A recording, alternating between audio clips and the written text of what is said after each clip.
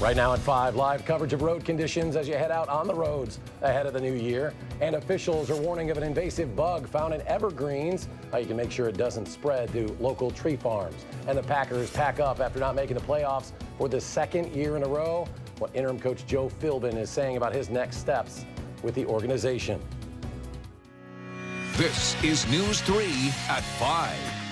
Thanks for joining us. It's an alert day. Freezing rain, snow showers, flurries falling across the southern part of the state. Let's get a look at your first alert weather now. Meteorologist Dana Fulton joins us from the weather patio. Dana?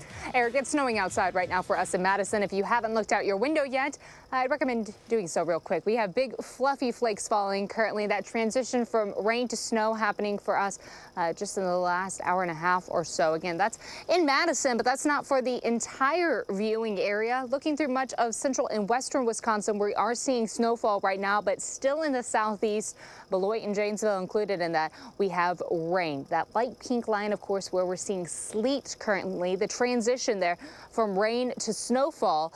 And then we will stay with snowfall up until about midnight before things start to taper off. But heavy snowfall currently in Madison. A little closer look again at where that line is, draped right through Jefferson County. It looks like downtown Jefferson. If you're on the west side, you may be seeing snowfall. To the east side, though, seeing rain. Again, Janesville still seeing rain right now. Stoughton just transferring over to snowfall.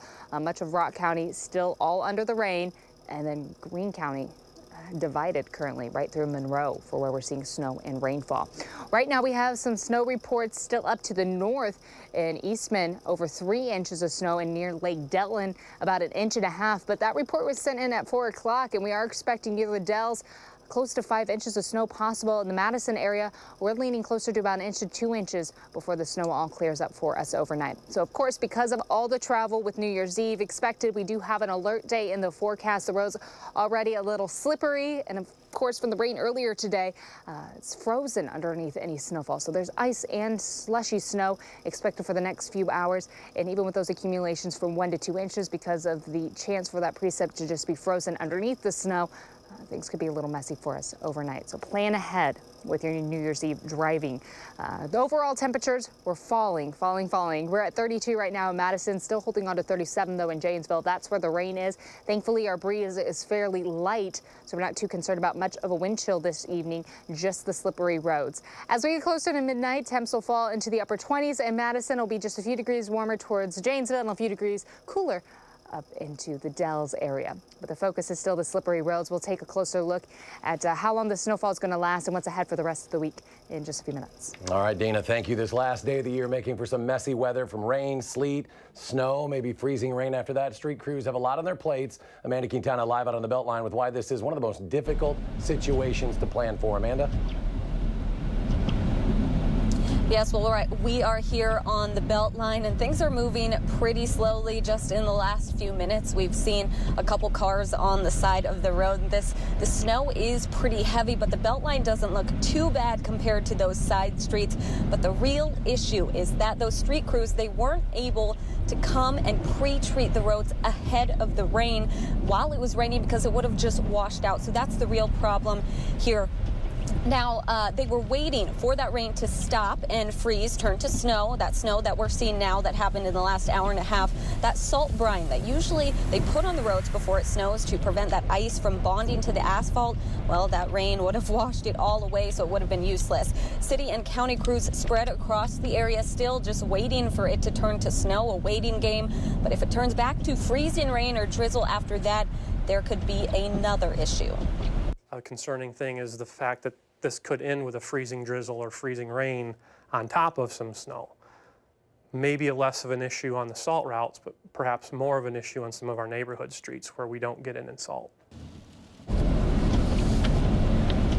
Now, it takes several hours to salt all 900 miles of road, and today the weather will beat the crews to many of those areas. It will take them even longer to get to those side streets, so they will be slippery. Now, they're not expecting the usual rush hour. There are not that many people on the road right now because a lot of people didn't go to work or go to school, but it's really tonight that they're really cautioning people to be careful when you go out for New Year's Eve. Be aware that a lot of these roads are going to be slippery. Absolutely. Be safe out there, Amanda. You as well. Thank you very much for that report. The DOT is asking drivers to make it their resolution to drive sober tonight. That's the hope from Wisconsin's Tavern League, as well as thousands of bars continue to take part in that organization's Safe Ride program tonight. The bartenders at those establishments just fill out a voucher for you and call you a cab free of charge. Christie's Landing, one of 200 bars in Dane County that'll offer a safe ride. The owner says the program costs about $100,000 to operate, but that's money well spent. It is a very important program. We serve people all through Dane County, and this year we'll serve almost 4,000 rides to residents of Dane County. And if you think of how many drunk drivers that takes off the road, it's incredible, and how many lives we probably saved over the years. And Madison Metro offering free rides starting at 7 p.m. until 3:30 in the morning. Wisconsin has cut the number of alcohol-related fatalities in half since 2003. A man who fled from officers after driving toward them and then swerving away early this morning was arrested on several tentative charges. Madison police say a car drove straight toward them before swerving around 3 on Madison's east side. That vehicle eventually found at a parking lot in the 1100 block of East Wash. Officers say 28-year-old Gustavo Gonzalez Campos, the registered owner of the vehicle, got into it, started it up. Officials say he then saw a squad car, turned the vehicle off, fled on foot. He was found nearby, arrested on multiple charges, including 4th offense operating a motor vehicle while intoxicated. He was also given 6 other traffic citations. Madison District 15 Alder David Aaron circulating a petition to revoke Vision's nightclub liquor license. Aaron says this is in response to the shooting that took place there earlier this month. It has resulted in 4 charges so far. The petition would be used as evidence of public support for the revocation of the Alcohol License Review Commission for their license. Aaron says he's been hearing complaints about Visions since he first became an alder. I really hope that this is the last New Year's party at Visions, and that we could have something else there instead that doesn't threaten the well-being of people in the neighborhood. And Aaron says he hopes to present the petition in January, with the Alcohol License Review Commission reviewing that case in February. It's about that time of the year to start taking down Christmas trees and decorations, but this year, Wisconsin officials are also urging you to follow a specific protocol for certain evergreen items, and that includes wreaths, boughs, and porch pots, because they may be infected with an invasive insect. Our Madeline O'Neill can tell us what we need to know. Maddie?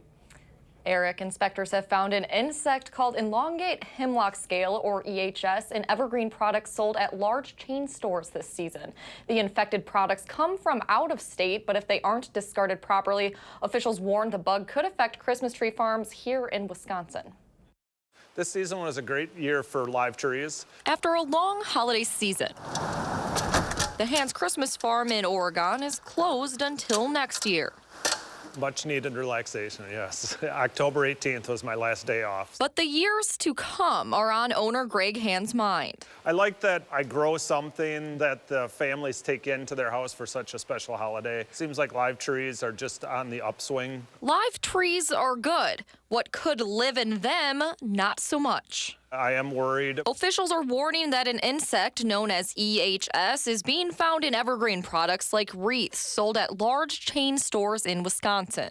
It eats away at the needles itself. It has a fungus that comes onto the bottom side. Hand says it's not in wreaths made from local trees like at his family farm. But unless consumers pitch in, the bug could find its way to Wisconsin farms, too. It's not just a Christmas tree problem. I believe that it should be a state problem that people should be worried about. With Christmas trees, if something like this came in, we'd be treating it for many, many, many years before we even get a crop off. Hand says if the insects end up on his farm, it could mean more pesticides and higher tree costs. We have about 38,000, 39,000 on this farm. To protect Hand's trees and those across the state, plant health officials have some simple solutions. If you don't know where your evergreen decorations were grown, you can burn them or put them in a garbage bag and take them to the landfill. It just takes another second to slide it in a black garbage bag. A couple of extra seconds to keep farms like Hand's going strong for years. If we could heed this warning, I think we could keep it out of our state. It's not just Christmas tree farms EHS threatens, but native hemlock and balsam trees in forests, parks, and your yard too. So make sure to not compost evergreen decorations or leave them out for collection. Instead, burn them or bag them and take them to a landfill like recommended by the Department of Agriculture, Trade, and Consumer Protection. Eric. All right, Maddie O'Neill in our newsroom. Maddie, thank you. The Packers ended the season at home with that disappointing 31-0 loss to the Lions yesterday. Before the game, Packers photographer Evan Siegel captured this emotional Randall Cobb photo embracing Aaron Rodgers. It is possible Cobb has played his final game in green and gold. The 28-year-old's contract is up in 2019. Cobb has been in the league now for 8 seasons, all of them with the Packers. Meanwhile, the players cleaning out their lockers after the season. And there are many questions that remain for the organization, like who will be the new head coach, of course. Interim head coach Joe Philbin says it was an honor and privilege to coach the Packers. He's ready for what's next for him as a coach. I'm sure they have criteria that they want to have met. And if Joe Philbin meets those better than anybody else, then potentially maybe I'll be the next head coach. If I don't, that's okay. You know, they have to set the criteria. And the Packers keeping their coaching options open. According to ESPN's Adam Schefter, they have requested permission now to speak with Patriots offensive coordinator Josh McDaniels and defensive coordinator Brian Flores and Steelers offensive line coach Mike Munchak, among others. More to come on News 3 at 5. Up next, ending the year with a partial government shutdown. House Democrats now unveiling legislation to reopen the government in 2019. We'll tell you what it includes. And the race for president already underway in 2020. A senator announces she is launching a campaign for the presidency. We'll tell you who it is. And on Wall Street, a strong closing today, but a very poor year. Stocks suffered their biggest losses since the 2008 financial crisis, falling almost 6% in 2018. We'll be right back.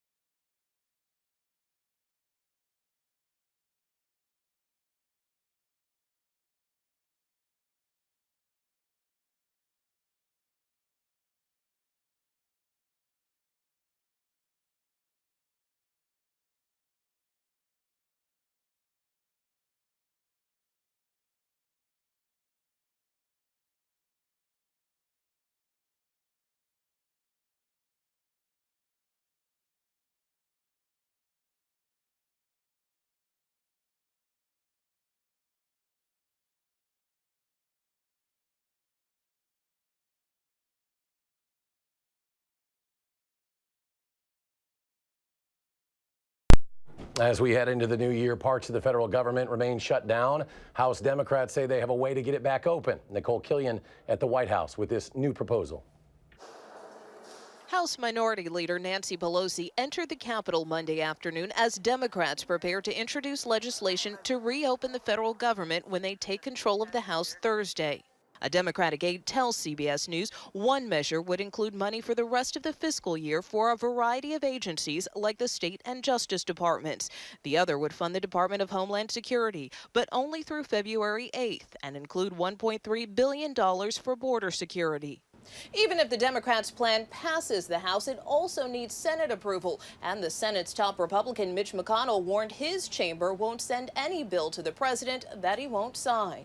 Republican Senator Lindsey Graham pitched a compromise to the president that keeps his $5 billion for the border wall in exchange for temporary relief for young immigrants in the DACA program. I've never been more encouraged. If we can get people talking, we can find our way out of this mess. In a series of tweets, the president continued to make his case for a border wall. Without a deal, hundreds of thousands of federal employees remain in limbo as a shutdown stretched into a 10th day. Nicole Killian, CBS News, the White House.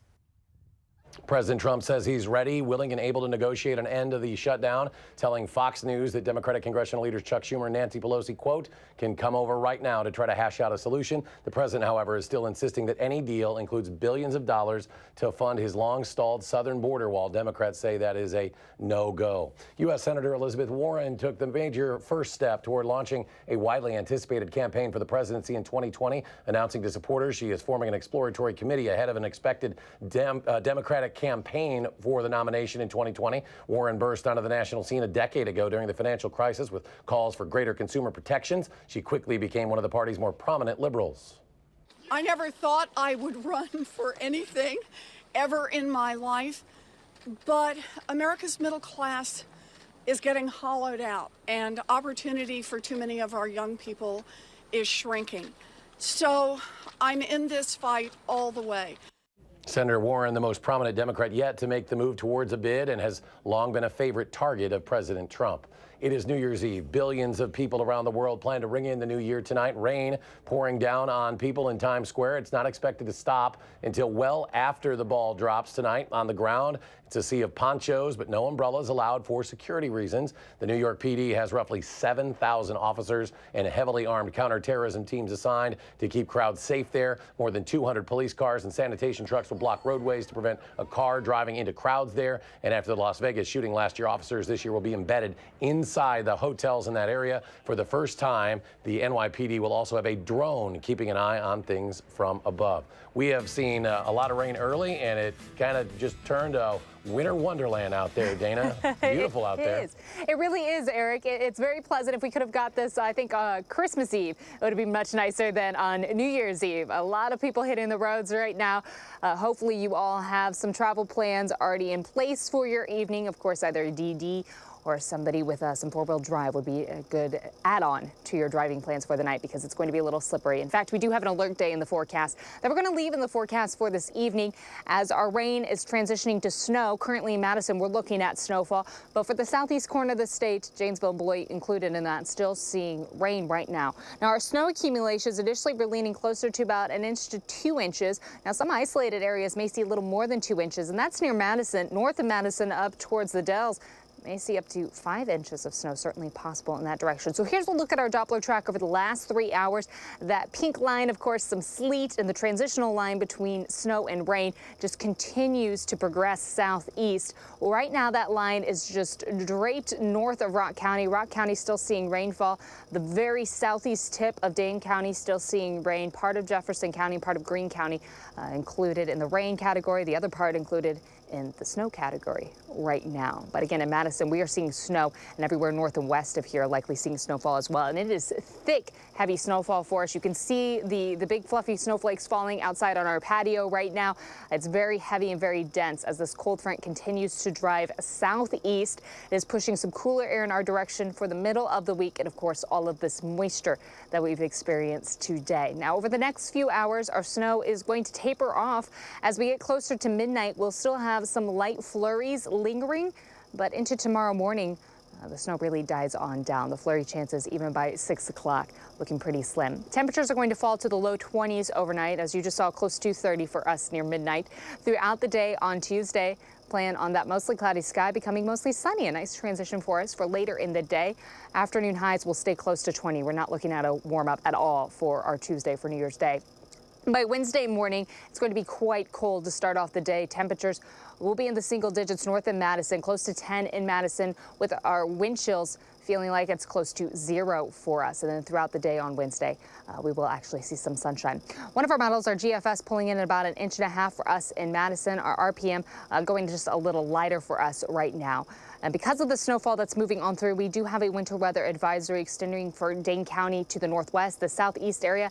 Not under that winter weather advisory right now. They're still seeing rainfall, likely not going to expand the winter weather advisory to the southeast quarter of the state, as things are kind of starting to slowly improve there. So driving conditions, again, right now as we look at downtown, a little slick on the roadways for us. Today, we barely hit a high of 34 degrees, and overall, it's a little above average, but now it's going to drop for us. Overnight, we're falling close to 22. Again, snow showers expected. We may see a few flurries after midnight, but otherwise tomorrow we start to become partly sunny later in the day. Temperatures will be in the low 20s for the next several days. Our next big system expected to move in to start off next week, but it's going to be a little cool outside, a little below average as we head towards the end of the week. That's what's going on in the sky on the roads right now with the first alert traffic update. We're looking at the Beltline at John Nolan. It seems as though traffic's moving a little slow. That's what the map is pulling up for us on the Beltline, which is good news. We want people to go a little slower right now as the roads are pretty slick. I do want to take a look up at 33 there, north of Partyville, just northwest of that area and east of Portage. There's an accident on 33 East right near County Club Road. All the lanes are blocked due to that accident. We also do have an accident on 39 and 90. That's northbound. The right lane is blocked just after 94, and it's causing delays all through 39, 90, and also on 94. Both west and eastbound delayed quite a bit. We do have a live look from our crew out on the Beltline right now, too. They are cruising along in the snow. It looks like there are a few cars on the road, but the good news, again, because it's New Year's Eve, a lot of folks off work, so that 5 o'clock Beltline traffic, not a situation right now. The roads, though, still looking a little slushy, and you can see the windshield wiper blades going back and forth, back and forth. Hopefully yours are in good condition. You will need them as this dense snow certainly necessary to have windshield wiper blades on while driving through it. So I'm hoping everyone has a safe and happy New Year's Eve. We're going to continue to watch this snowfall, Eric, for the next few hours. As we get closer to midnight, though, the snow will taper off. It'll just be a little colder outside. Yeah, boy, everybody be careful if you're hitting the road tonight, especially on New Year's Eve. Dana, thank you so much. Ahead at 5, losing weight, of course, always one of the most popular New Year's resolutions. We'll have tips for setting workout goals that you'll actually stick to. Stay with us.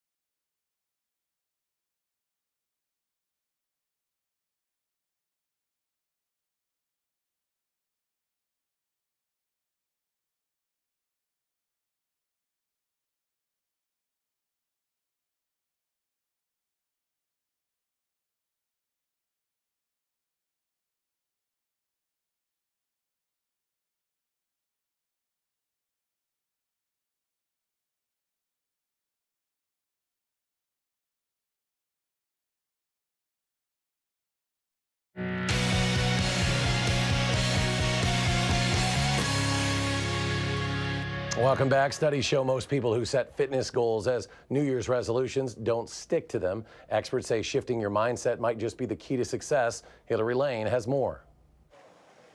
Helen Perzan has lost 20 pounds over the past year. I come 5 or 6 days a week, so I'm really very motivated. She says losing weight wasn't her priority. Her goal was to feel better and stay mobile. It's that time of year for making healthy resolutions. If you want long-term behavior change, you really need to focus more on positive reinforcement. Dr. Brandon Alderman studies exercise psychology at Rutgers University. He says Helen has the right idea. She likely had success shedding pounds because it wasn't her primary focus. When your goals are tied into something that you really want to see, like weight loss, and you step on the scale after 2 weeks after January and you don't see a measurable amount of weight loss, you're not getting any sort of reinforcement. He says that's also why so many people give up on their fitness resolutions after just a few weeks. To make resolutions that stick, be smart. Set smart, measurable, attainable, realistic, and time-based goals. Set your goals in relation to an immediate benefit that you might gain. So I want to reduce my levels of stress. I want to sleep better. Those are immediate benefits that are tied to exercise. Exercise should be considered a habit or just a part of the daily routine. At least 30 minutes a day, 5 times a week is recommended for most adults. I get up in the morning, I put my gym clothes on and I head right out the door. And like Helen, pick an activity you enjoy because you're more likely to keep doing it. Hillary Lane, CBS News, New Brunswick, New Jersey. Of course, the benefits of regular exercise are considerable, from decreased risk of heart attack, stroke, and chronic diseases, as well as lower rates of stress, anxiety, and depression. Experts suggest switching up your exercise routine frequently to prevent boredom and burnout. And stay with us for another check of your forecast.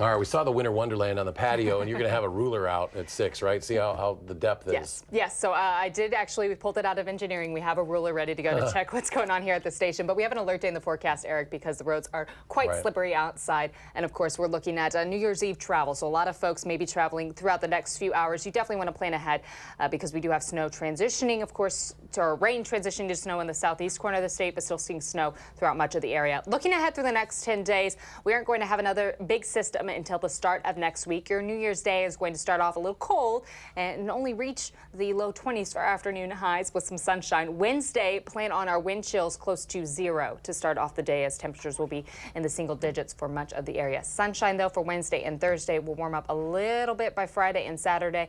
And then our first weekend of 2019 is going to hold that system coming in late Sunday and into Monday and Tuesday. All right, so we'll be back with another update in 30 minutes on News 3 at 6. Stay tuned to CBS Evening News.